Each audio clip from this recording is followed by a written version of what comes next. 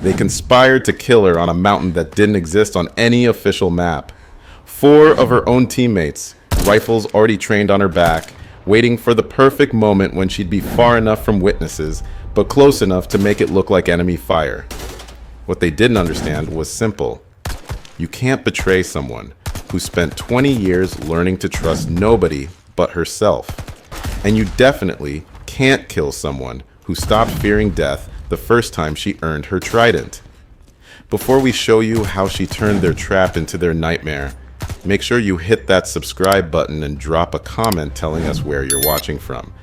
Because when you see what happened next, you'll understand why they call it the silent service. Some places don't show up on maps for good reason. Forward Operating Site 17 Bravo squatted on a chunk of Balkan mountainside like a military boil, all prefab buildings and razor wire, and the kind of diesel generator hum that never stopped. The transport chopper that brought Lieutenant Commander Rowan Vance had kicked up enough dust to coat everything in a fine layer of grit that tasted like old wars and older secrets. She stepped off the ramp without fanfare. No salute waiting, no handshakes. Just 4 shadows leaning against the armory wall, watching her like wolves, sizing up fresh meat. SEAL Team Echo, Petty Officer First Class Trask stood center, arms crossed, aviators reflecting the late afternoon sun. Beside him were Gentry, Morris, and Lake, all of them carrying themselves with that particular brand of arrogance that came from thinking they'd seen everything worth seeing. They hadn't seen her yet. Rowan walked past without acknowledgement, her duffel slung over one shoulder, boots finding their rhythm on the packed dirt. 22 years in the Navy, 15 with special operations. She'd led more direct action raids than these boys had done deployments, but she didn't need to announce it. Men like this would figure it out soon enough. Inside the ops tent, Commander Miguel Anders offered a firm handshake and a look that said he'd been expecting someone else. "You're late," he said, glancing at his watch. "I'm alive," Rowan replied. "Given who I'm replacing, that's already progress." The corner of his mouth twitched, almost a smile. "Your predecessor had a problem with authority. Authorized 3 drone strikes without air clearance, turned a surveillance op into a funeral. Officially, he's stateside getting his head shrunk. And unofficially," Anders paused, studying her, "he pissed off people who don't like being pissed off. Try not to follow his lead." She dropped her duffel and turned to the situation board. Maps, photos, red pins marking trouble spots along the Montenegro border. What's the real situation? Arms are walking off bases. NATO crates marked destroyed showing up in militia hands. Either we've got peacekeepers playing both sides, or someone in our own network is running a side business. Rowan nodded. She'd seen this movie before. How deep? Deep enough that Washington wants it handled quietly. That's why they sent you instead of someone with Echo Team's enthusiasm. Behind them, boots scraped on the tent floor. She turned to see Trask in the entrance, his face wearing the kind of expression reserved for bad news and worse orders. "You wanted to see us, sir?" Anders gestured toward the briefing table. "Your new commanding officer, Lieutenant Commander Vance." The temperature in the tent dropped about 10 degrees. By 1900 hours, she was sitting across from Echo Team in the briefing room, and the hostility was thick enough to cut with a K-bar. Trask kept his boots up on the table until she reached over and tapped the metal edge with her knuckles. The boots came down, but the look in his eyes said everything she needed to know. "You're not one of us. You're not welcome here, and we're not going to make this easy." "I don't do speeches," Rowan began, opening the mission folder. "I don't do team-building exercises. What I do is complete missions and bring people home. You follow orders, we all get through this without paperwork. You decide to freelance, I'll make sure your next assignment involves a lot of sand and very little air conditioning." Gentry leaned back in his chair. "And, we're supposed to trust intel from someone who wasn't here when Lieutenant Morrison got his ticket punched?" Morrison, the previous team leader who'd pushed too hard and ended up in a body bag. She'd read the file. Good operator, bad judgment. "You're supposed to trust your training," she said. "The mission is recon and assessment. We go in quiet, observe, document, and extract clean. No heroes. No gunfights unless someone else starts them. She turned to the wall display and brought up satellite imagery of a remote valley near the Montenegro border. Heat signature appeared 2 nights ago. Drone footage shows unmarked vehicles moving crates into a concealed position. The crates match dimensions of NATO standard ammunition containers that were supposedly destroyed in a warehouse fire in Bulgaria 3 months ago. Morris whistled low. Someone's been busy. Someone's been sloppy, Rowan corrected. Which makes our job easier. We insert at dawn, establish overwatch, confirm what's in those crates, and identify who's moving them. Simple surveillance. Trask muttered something to Morris that sounded like famous last words. She let it slide. For now, the mission mattered more than whatever alpha male posturing these boys thought they needed to do. But as she gathered the files and headed for the door, her instincts were already whispering warnings. The looks they were giving each other, the way they'd gone quiet when she mentioned the Bulgarian warehouse fire, the fact that none of them had asked the obvious questions about how those NATO crates had ended up in militia hands. She'd walked into operations that felt off before. The kind where someone knew more than they were saying. The kind where people ended up dead. This time felt different. This time felt personal. At 0500, the lights snapped on in the ops tent, and the satellite feed hummed to life over the digital planning table. SEAL Team Echo filtered in with the kind of deliberate casualness that said they'd rather be anywhere else doing anything else. Gentry had a protein bar hanging out of his mouth. Lake was still zipping his plate carrier. Morris looked like he'd been up all night, which maybe he had. And Trask sat down last, checking his watch like he had somewhere more important to be. Rowan spoke anyway. New development overnight. Secondary drone caught thermal signatures moving along the western ridge. 2 vehicles, definitely military spec, offloading cargo into what looks like a prepared cache site. No radio chatter on any NATO frequencies, no transponder signals, just professional silence. She highlighted the target area on the display, red circles glowing over digital terrain that looked like God's own obstacle course. Based on the vehicle profiles and movement patterns, we're looking at former military. These aren't local farmers playing with surplus gear. Someone trained them, equipped them, and pointed them in the right direction. Morris raised an eyebrow. You're saying peacekeepers are running guns to militias? I'm saying someone is. Our job isn't to theorize about who. Our job is to confirm what and where. She brought up the operational plan. Clean, simple, tactically sound. Standard Overwatch protocol. 2-man teams at elevated positions, overlapping fields of fire. I take point for visual confirmation and signal intercept. We maintain radio discipline, document everything, and extract on my signal. There was a pause that lasted just long enough to be uncomfortable. Then Trask leaned forward.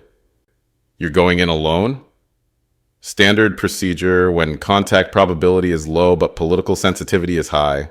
Fewer personnel, fewer variables. I don't know who we can trust in theater command. And I trust media exposure even less. Lake made a sound that might have been a laugh. Media exposure. Rowan turned to face them directly.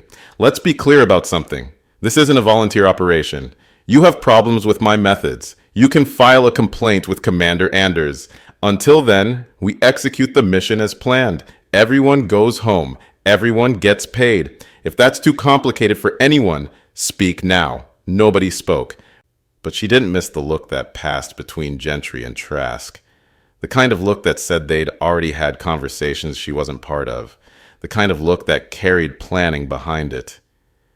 That night, she sat alone in the communications center, reviewing terrain overlays and wind patterns for the morning insertion. She wore noise-canceling headphones, but her tactical radio was still monitoring local frequencies. Old habit from deployments where information moved faster than bullets. That's when she caught it. A burst transmission on a frequency that wasn't supposed to exist. Short, encrypted, but her gear was designed to flag anything that didn't match standard NATO protocols. She pulled the signal and ran it through the decryption software. Most of it was garbled, but a few fragments came through clear. Package delivered at grid 77. Clean termination on signal. No salvage, no traces. Her blood went cold. She turned just enough to glance over her shoulder. Through the tent window, she could see 3 figures huddled near the vehicle maintenance bay. Too dark to make out faces, but she recognized the posture, the spacing, the way they kept glancing toward the communications center. Trask, Gentry, and Morris. Having a conversation they didn't want her to hear. She closed the decryption program and powered down her gear, moving slowly and deliberately. No sudden movements, no sign that she'd heard anything unusual. But inside, her mind was racing. Package delivered, clean termination, no traces, military language for making someone disappear. She'd heard it before in places where American operators weren't supposed to be doing things they weren't supposed to be doing. She just never expected to hear it aimed at her. The helicopter ride to the insertion point was smooth as glass and twice as cold. 10,000 feet above the Montenegrin wilderness, the cargo bay of the MH-60 Blackhawk was a study in controlled tension. Echo teams sat strapped into canvas seats, checking gear with the methodical precision of men who'd done this 1,000 times before. But Rowan noticed the differences. Trask had switched from his usual M4 to an HK-417. Longer range, heavier punch. Gentry was carrying extra magazines, more than standard load for a reconnaissance mission. Morris kept checking his GPS coordinates, even though they'd rehearsed the insertion 3 times. And Lake was watching her, not checking his own gear, not reviewing the mission parameters. Just watching her with the kind of steady attention usually reserved for targets. She kept her expression neutral and ran through her own equipment check. Primary weapon, sidearm, communications gear, medical kit, everything where it should be. But she also made sure her backup radio was set to a frequency Echo Team wasn't monitoring. Just in case. The crew chief held up 5 fingers. 5 minutes to insertion. The helicopter banked left, and through the small window, Rowan could see the target valley spread out below like a tactical nightmare.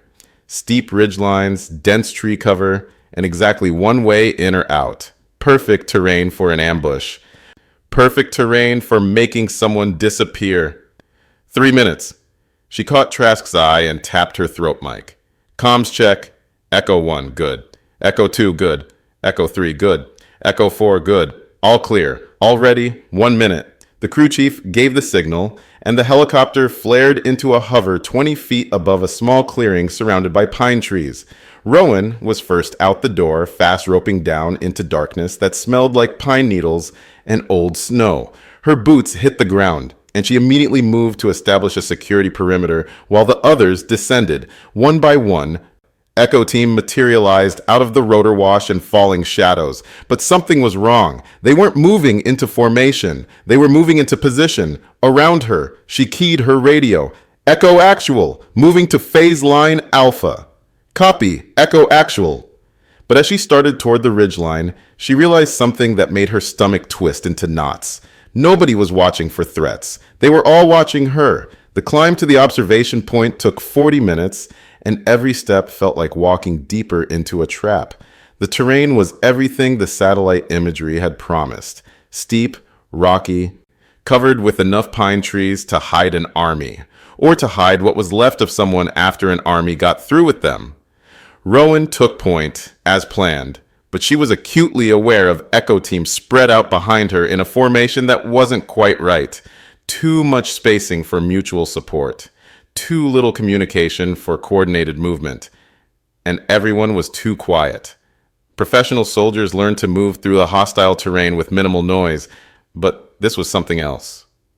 This was the kind of silence that came from people who'd already decided what they were going to do and were just waiting for the right moment to do it. Halfway up the ridge, she called a halt and checked her GPS coordinates against the mission plan. They were on track, on schedule, and completely alone in several thousand acres of wilderness that might as well have been on another planet. Perfect conditions for completing the mission. Also perfect conditions for a tragic training accident. She keyed her radio. Echo Actual to all stations approaching observation point. Maintain interval and prepare for extended surveillance. Echo 2 copies. Echo 3 copies. Echo 4 copies. But Echo 1, Trask, didn't respond immediately, and when he finally did, his voice carried something that might have been regret. Echo 1 copies, ready to execute on your signal. Execute. Interesting choice of words. The observation point was a rocky outcropping that provided clear lines of sight into the target valley while offering decent concealment from anyone looking up from below. Rowan settled into position with her spotting scope and began the methodical process of cataloging everything she could see. 2 vehicles, just as the drone footage had indicated, unmarked but definitely military specification. A small group of men moving with the kind of coordination that spoke of professional training. And crates, lots of crates, being moved from the vehicles into what looked like a natural cave system. She keyed her radio, keeping her voice low and professional. Echo Actual has eyes on target. Confirmed 2 vehicles, approximately 6 personnel, multiple containers consistent with NATO ammunition specifications, beginning documentation. She started taking photographs through her scope, building the evidence file that would either confirm a major security breach or eliminate a false alarm. That's when she noticed the reflection. A brief glint of metal from the tree line behind her and to the left. Too regular to be natural. Too focused to be accidental. Someone was aiming a rifle at her. Her training took over before conscious thought could interfere. She rolled left, away from her original position, just as the first shot cracked through the mountain air. The bullet sparked off the rock where her head had been a split second before. She rolled again, finding cover behind a fallen log, and keyed her radio. Contact! Taking fire from the southwest! Need immediate support! Silence. No response. No gunfire from her team's positions. No movement toward her location. Just silence. And then Trask's voice, calm as if he were ordering coffee. Sorry, Rowan. Nothing personal. The second shot splintered the log inches from her head. The third punched through her plate carrier and knocked her backward into the rocks. She felt the impact like a sledgehammer to the chest, but the ceramic plate had done its job. Cracked, but not penetrated. Not yet. She rolled down the slope, using gravity and desperation to put distance between herself and the shooters, and that's when she heard them talking. Not on the radio, close enough to hear without electronics. She's moving. You want the finishing shot, or should I take it? I got it. Just keep her boxed in. Morris and Gentry. Talking like they were discussing the weather. Like they'd done this before.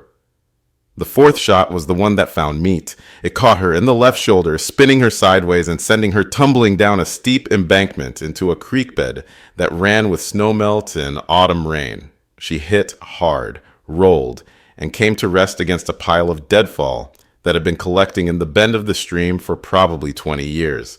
Her shoulder was on fire. Her chest felt like someone had been using it for batting practice, and warm blood was running down her arm and into the creek, where it mixed with the water and disappeared downstream.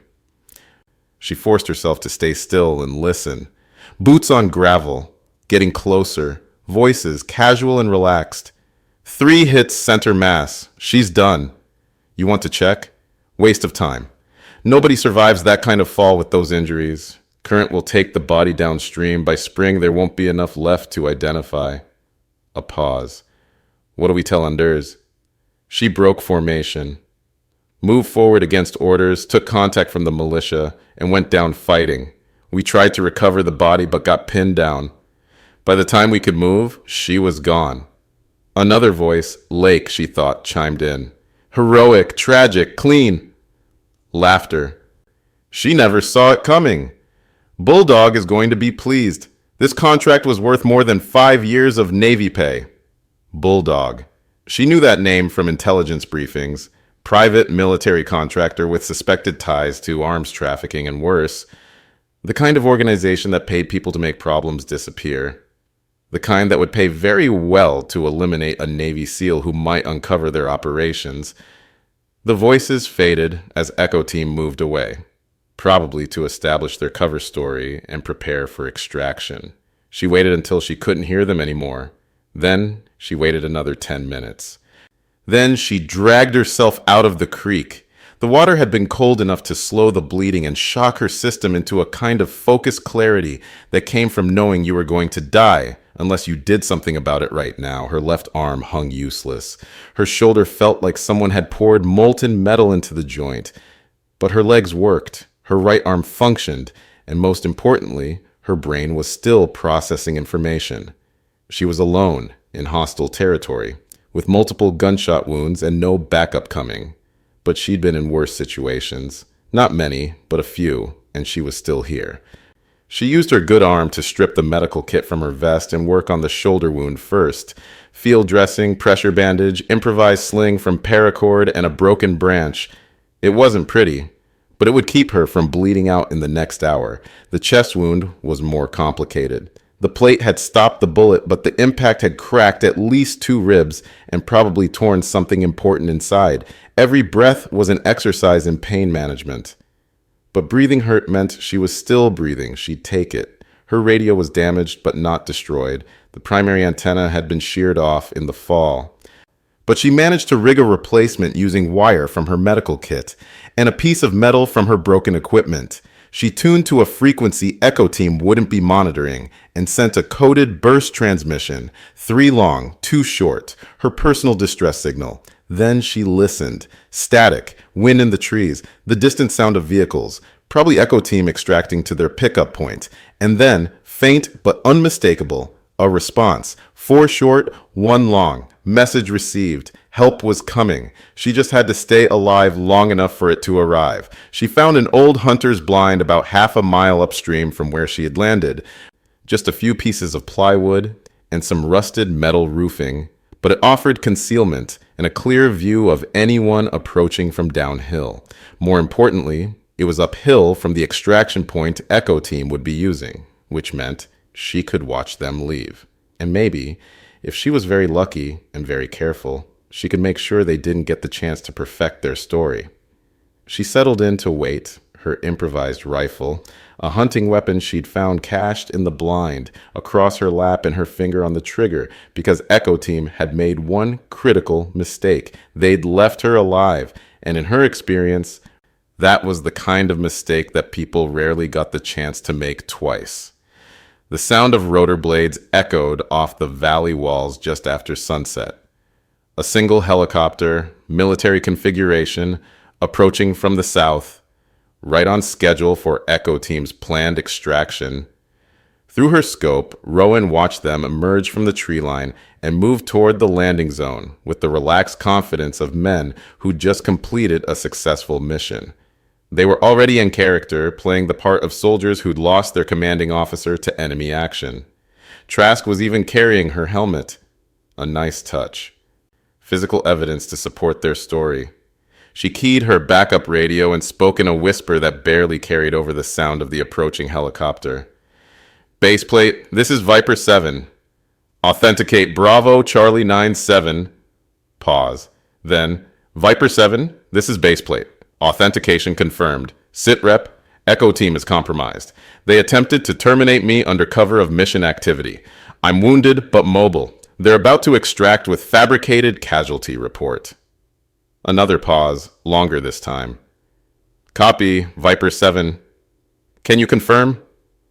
She took a photograph through her scope, showing Echo Team boarding the helicopter with her helmet as a trophy, and transmitted the image. Photo confirmation sent. They think I'm KIA. Request immediate interdiction of their extraction. Negative, Viper 7. We need them to complete the deception. Can you maintain position and document their activities? She understood. Let them think they'd succeeded. Follow the conspiracy up the chain and see where it led. Use her as bait to catch bigger fish. Affirmative, baseplate. Standing by. The helicopter lifted off, taking Echo Team and their lies back to base. She was alone again, but this time she wasn't abandoned. This time she was hunting. 2 hours later, a different helicopter landed in a different clearing 2 miles away. This one carried men she recognized. Real SEALs from a unit that specialized in problems like Echo Team. The kind of operators who cleaned up messes that couldn't be allowed to spread.